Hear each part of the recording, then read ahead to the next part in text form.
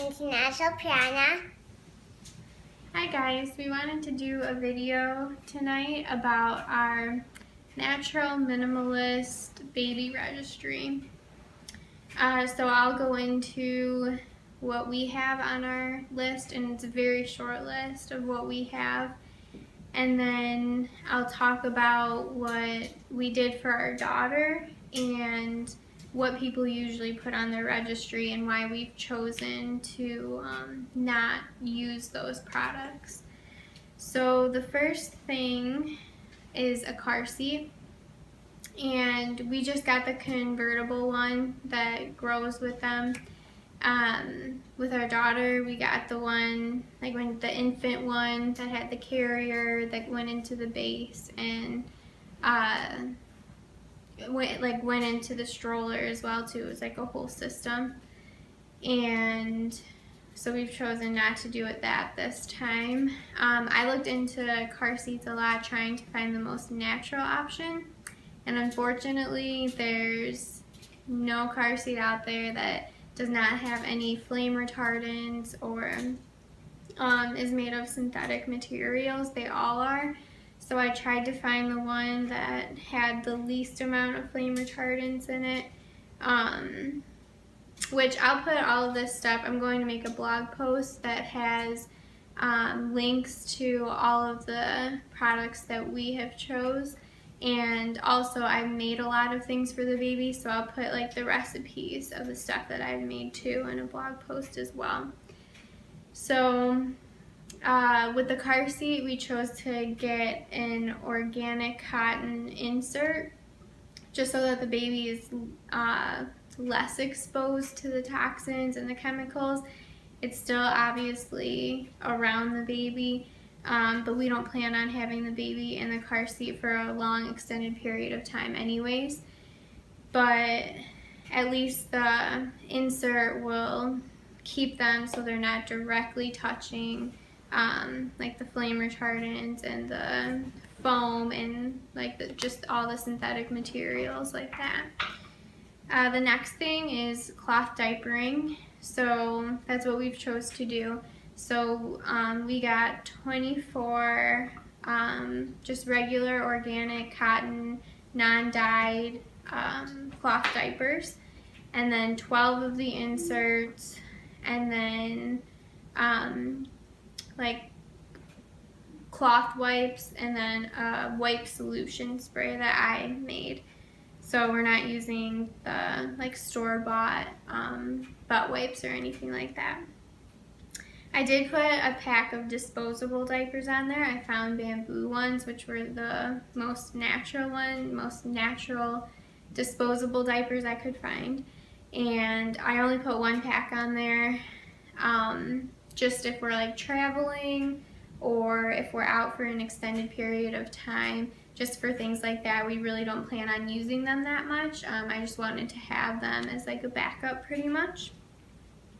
The next thing is a baby carrier, which I made that just out of fabric, and it's more of just the wrap one that goes around you. I plan on keeping the baby close to me, and especially me, and then close to him too in the beginning as much as possible. So having a carrier was really at the top of our list. And then as far as clothes go, we really didn't want a huge wardrobe of clothes. We just wanted like a few outfits, so we only got, not really outfits, just like a onesie with pants, and then we got like a pack of socks. So all of the clothes that we got are completely undyed and unbleached, and the reason we chose to do that was for obvious reasons, because of the toxins. We wanted the baby to be as far from toxins as possible. So a lot of the organic stuff, you'll notice it still has like the prints on it, and it's still like really white and it's bleached.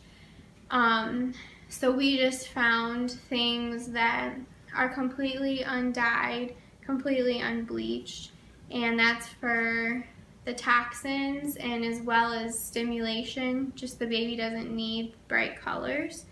And also with the colors and everything, a lot of people think that that's boring, not having colors in the baby clothes, which none of the stuff we have has colors, none of the blankets or anything either, diapers, butt wipes, is all colorless, or the natural color of cotton or whatever it is.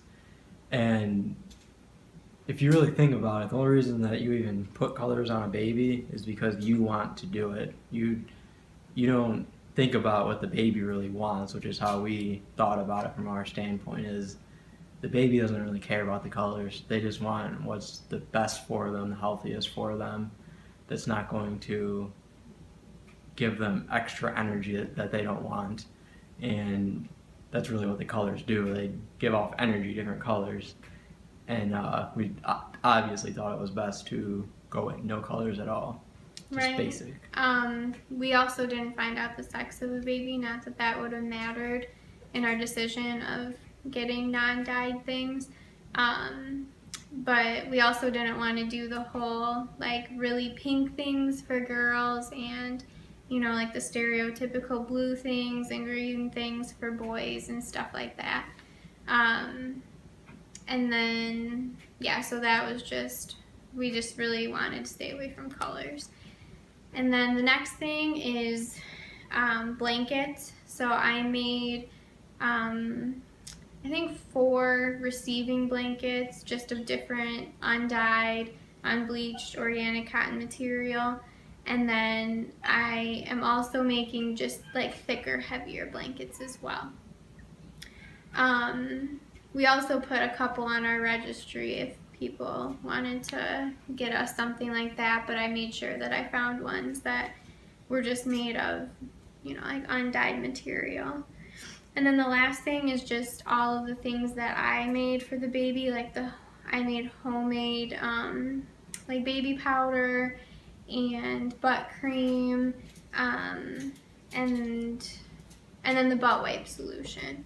So I made that stuff, and then I also made the butt wipes too, to go with the cloth diapering, and those are just made out of like flannel material.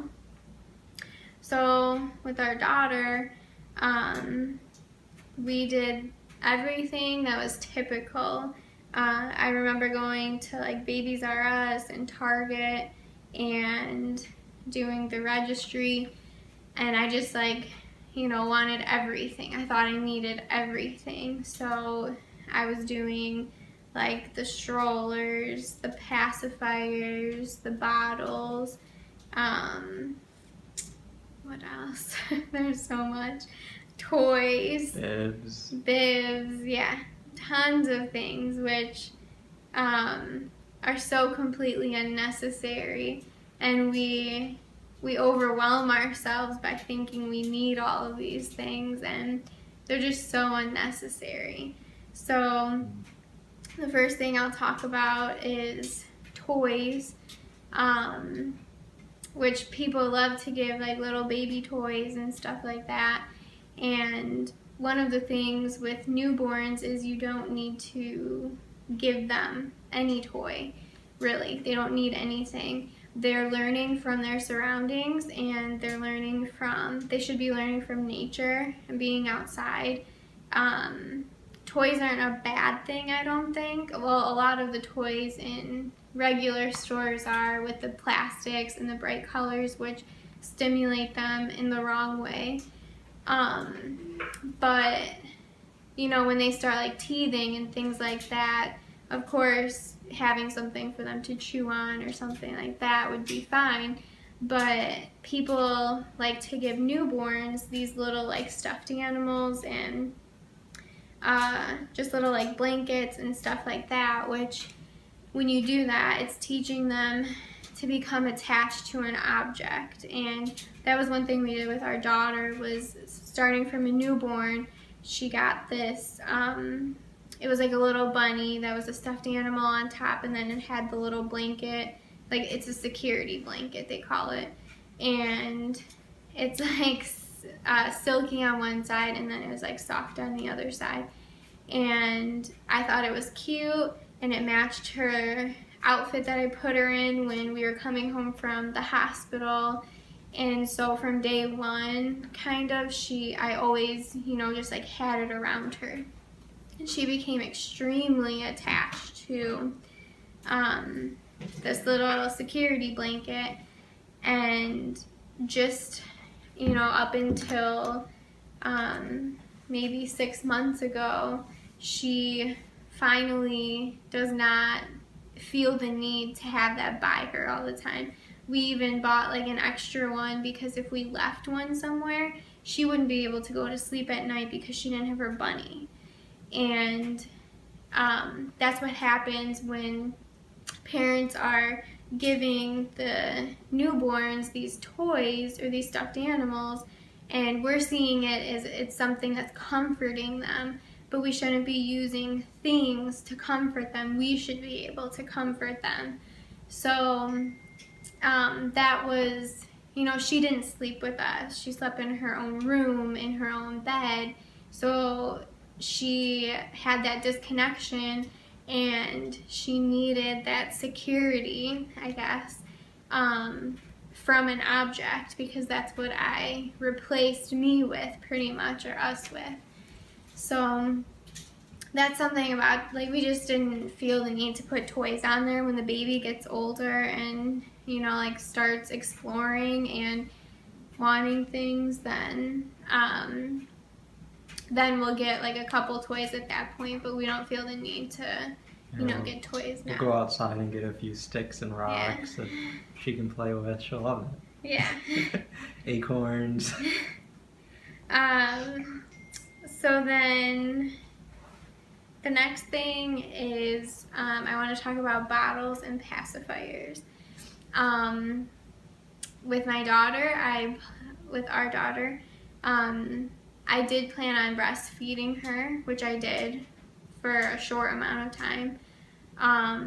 But I also, they tell you to get bottles as well, because for her, she was supplemented with formula starting in the hospital because they told me that was the best for her.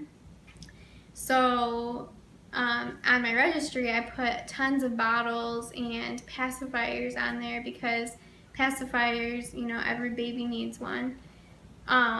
They're just so common.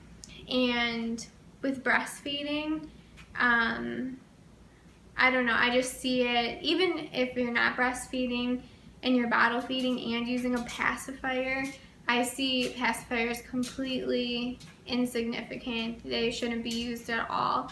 It's very confusing to the baby, not only with nipple confusion, especially if you're breastfeeding and then bottle feeding and then they're having the pacifier as well, but it also is teaching them to, in my opinion, that they're telling you that they're hungry by crying and giving you these kinds of cues, and you're popping a pacifier in, and they'll take it. A lot of babies they'll spit it out at first because that's not what they want. They want to eat. They don't want this plastic piece of thing in their mouth. They want the mom's milk.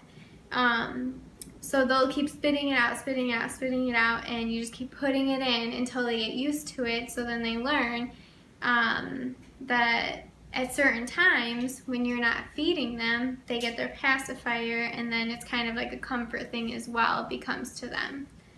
Which our daughter used a pacifier for like 3.5 years or something. Yeah, I also thought that she was saying you keep putting it in. You also make that into a little game, and you think that's funny when you're doing that, which I remember us doing. Yeah. Like, right. Oh. Yeah, like playing with it, yeah. But we used it, we didn't let her, because she talked at a really early age, so I wouldn't let her use it during the day when she was so that she would communicate with me, because a lot of babies will just keep their pacifier in their mouth and they won't talk.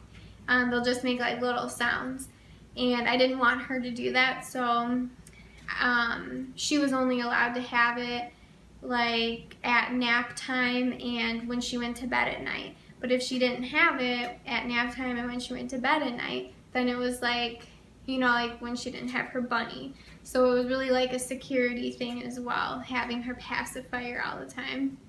So I had 1 million pacifiers just so, which a lot of people do, so that, you know, you never have to be without one, because, excuse me, a lot of people use them when they're out. When their baby's crying, they pop the pacifier in, or if they don't want to feed them, really. Like, I know a lot of people will say, like, I mean, and I've heard this so many times, where they'll say, you just ate, you know, an hour and a half ago, you're not hungry. They'll say this to the baby. You're not hungry, and they give them the pacifier instead, which I think is crazy. I'm going to breastfeed on demand because I think the baby knows when the baby wants to eat. That's nature, and it's not like you look in the wild and you see an animal, like a mom, turn her baby down when the baby wants to eat just because she feels like the time isn't right, you know, because they say like every 2 hours the baby should be eating. So that's why we're choosing not to use bottles or pacifiers. Right, and also 95% of bottles are plastic, and almost all pacifiers are some kind of bad substance with dyes and stuff in it.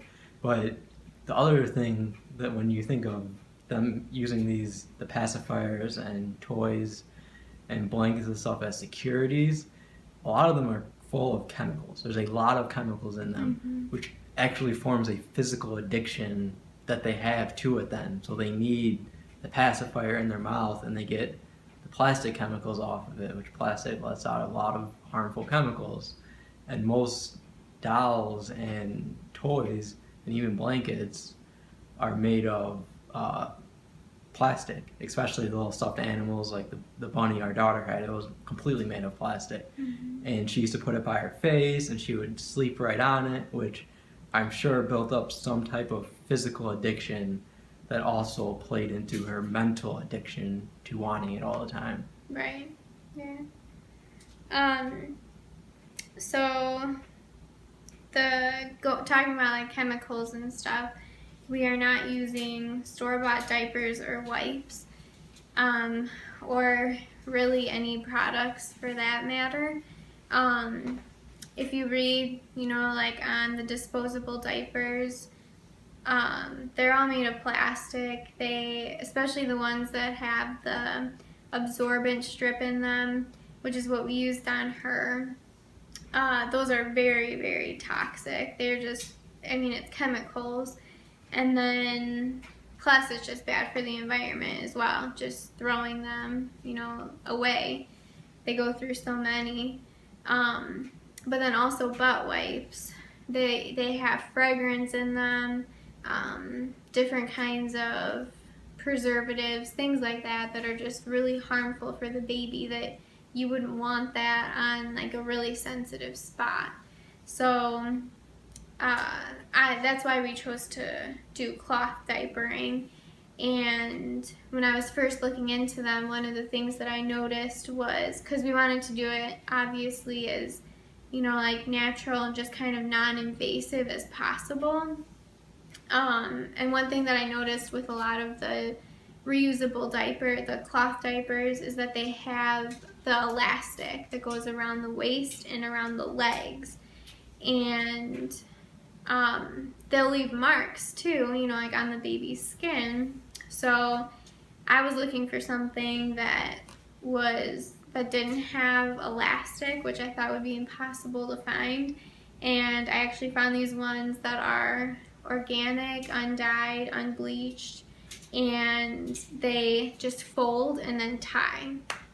I know my mom used some with like the safety pins when I was a baby, but we didn't really want to use safety pins, so I was glad I found the ones that tied around so that it doesn't have to have the elastic around anywhere near the baby. So there's really nothing, I guess, toxic that's going near the baby. And then with the solution spray that I made, it's, you know, like babies really aren't dirty. They're not going and doing anything where they need to be like cleaned so much, and it's really bad for their butts to just get wiped all the time, especially with the wipes that they have. So the solution that I made is just like coconut oil, organic lavender essential oil, and then filtered water, and that's it. And you just put that in a spray bottle and you can spray it on the cloth wipes and clean the baby. So it's actually really simple to be more natural once you like figure things out. Yeah, natural is always simple. Yeah. If it's not simple, it's not natural. Right. So one of the major things that I know is on a lot of people's baby list or baby registry is everything that goes in the nursery, which we have chose not to have the baby in a separate room as us. The baby will be sleeping with us, and so there won't be a need for, we did not do a crib, no mattress, like a crib mattress, no bedding for that. With our daughter, I also had a cradle. So she was in, before she was in the crib, she was in the cradle. And sometimes she would sleep with me at night just because I was nursing, and I found it so much easier to nurse her in bed with me than to have to keep getting up and going into her room. But after a while, like a lot of my family members and stuff were saying that, you know, I was gonna spoil her and teach her that that she liked to not be independent, pretty much. That she needed to, you know, that she needed me, which really she did need me, and she still does need me.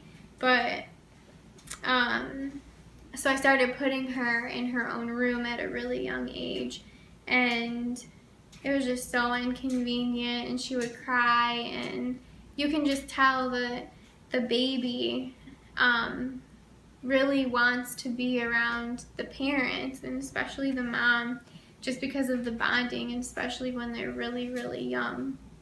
I was thinking of what a crib even is, though. It's bars, just like prison bars, and the baby sits there holding them, crying because they want you. Right. It is prison for them. Right. They're stuck in it.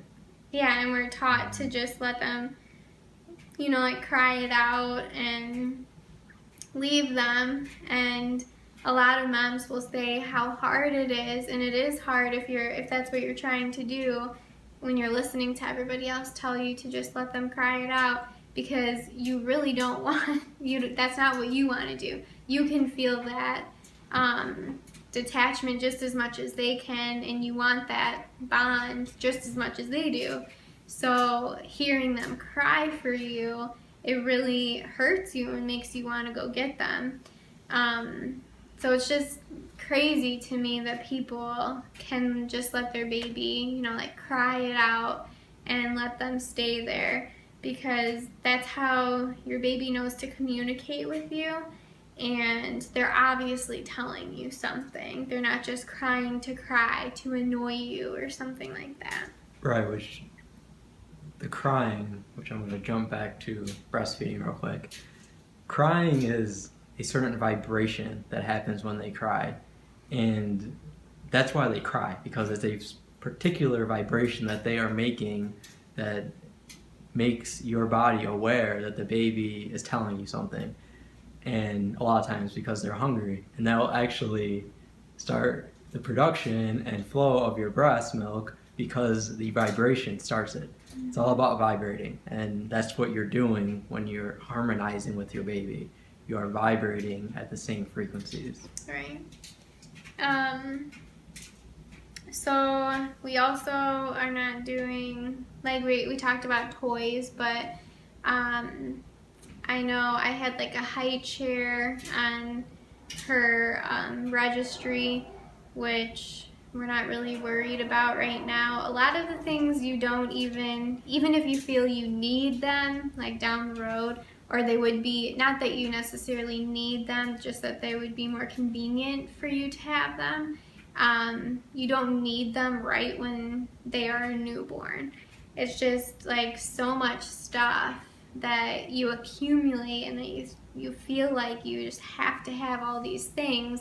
And that's really what our society teaches us, is that having a baby is such a life-changing event, which it is, but they portray it in a way that it's like so life-changing because you have to alter your life in so many ways. You have to buy all these things and find space for everything and have enough room, and because they have to have their own room. And babies are so expensive.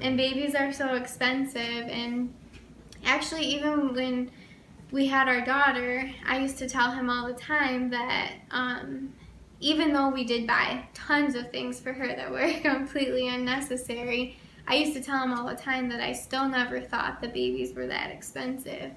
You know, as expensive as they say, that they're just like, oh my God, it's so expensive to have a baby, you know, like all your life savings is gone and you can't have too many kids. And this was before we were even, you know, like very minimalistic about our things.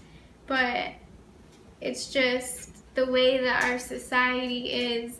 They want you to consume, obviously, and to think that things are important. So having a baby is really based around having things.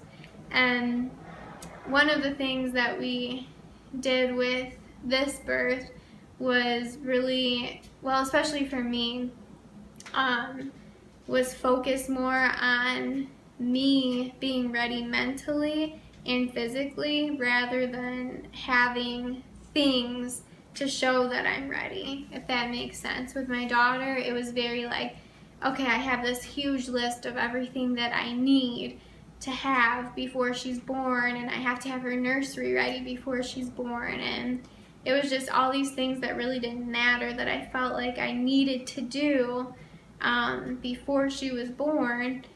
And really, the only thing you need is your body and your baby. That's the only thing you need. Right, we've learned that when you're trying to prepare for stuff externally by purchasing and putting stuff in order, you're wasting your energy. It starts by preparing yourself on the inside, and everything else is going to fall into place very easily then. Right, because, I mean, like, we're having a home birth, so obviously there's things that we have bought, which I'm going to do a video on that, about what I, you know, like on my home birth supply list. So there's things that we have purchased that we think will help us. But like I told him, you know, all the stuff hasn't even come yet, and I'm due in like 4 weeks. But I feel like that all that stuff is just extra. Just me and the baby is all you need to give birth. All the other stuff is just there to help you along with the process, really. It doesn't really matter. That's not what's important. So this time it was really like me focusing and getting my fears pretty much out of my head, because again, our society also places fear in our head about birthing, saying how bad it's going to hurt and stuff. So that's really what I focused on this time, instead of focusing on the things that I thought I would need, which has really, really helped me. And every day, like, everybody's like, are you ready? You know, like, what if it happens tomorrow? And honestly, I have felt ready, not in the beginning because I was still working on getting over the fear of it like hurting, and just the fear of having a home birth because of the things that they put out there. I was reading into all that stuff. So I would say towards like the middle of my pregnancy, I felt ready. Not even, you know, just like the things, we didn't have anything at that point, but I felt like even if I gave birth at that point, that I would be okay. because for one, that everything happens just as it's supposed to when it's supposed to, and also because none of that stuff matters. I think that's it for Everything? Yep. Like she said before, she'll be doing a blog post with all of this stuff in more detail as well. Mm-hmm. She also has a shop, which you can get all this on her website, which I'll tell you in a second. She has a shop, Etsy shop, that is on her website that will also have some of the things that she made for us will be on there as well. And our website, which is also below, is naturalprana.net. And that's it. Have a good night, everyone.